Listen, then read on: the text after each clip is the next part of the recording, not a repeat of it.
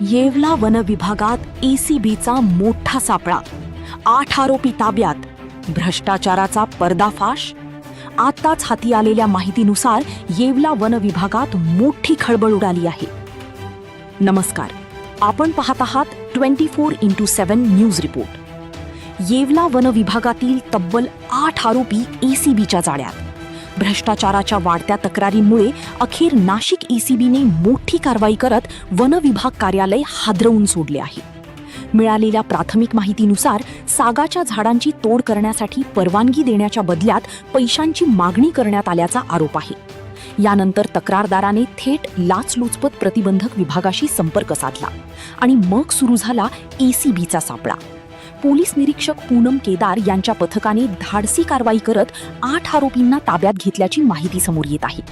या कारवाईमुळे संपूर्ण येवला शहरात एकच खळबळ उडाली असून वन विभागातील अनेक व्यवहार आता संशयाच्या भोवऱ्यात आले आहेत. नेमकी किती पैशांचा व्यवहार झाला?